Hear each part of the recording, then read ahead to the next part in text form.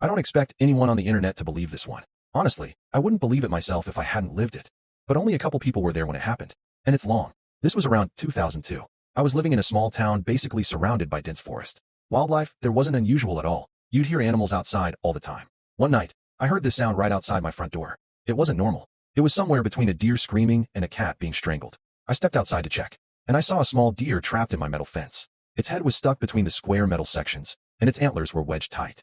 It was panicking, thrashing around, cutting itself up even more every time it tried to break free. Later I found out it was a muntjac, a small deer species with weird antlers and fong-like teeth. Looks creepy, but they're actually harmless. At that moment, I knew I couldn't just leave it there. If I freed it, it would likely run straight onto the road and get hit. And the forest was only about half a mile away. So I made a decision. I pulled it free and picked it up. It was way heavier than I expected, and it was bleeding badly from trying to escape the fence. The entire way to the woods, it kept kicking, twisting, and fighting me. At one point, I genuinely thought I was going to end up with its antlers stuck in my head. But I kept going. When I finally reached the forest, I was exhausted and covered in blood. I set it down, and that's when I realized something was wrong. It barely moved. It didn't even try to run. For a second, I thought I had been too late. So I made another decision. I ran home, grabbed water, and came back. It was still there, barely breathing. I sat down next to it and started cleaning its wounds, pouring water into my hands and gently rinsing its neck. Its fur was falling out in patches. The skin underneath was raw and red. It had completely torn itself up trying to escape that fence.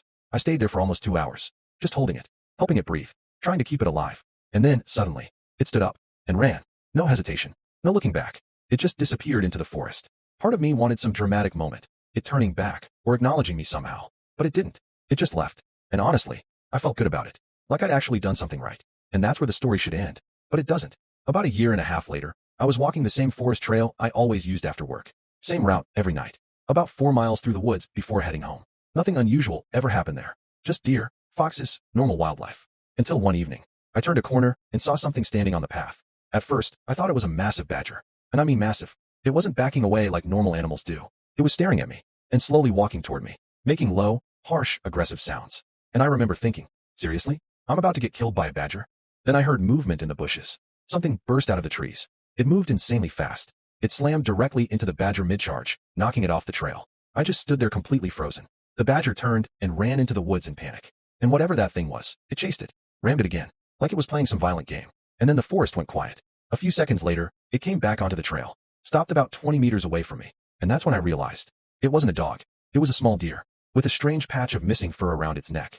A scar, exactly where I had cleaned and treated its wounds. It just stood there for a moment, looking at me, then slowly turned and walked back into the forest. And I've never seen it again. I don't know what that was, but I know what I saw.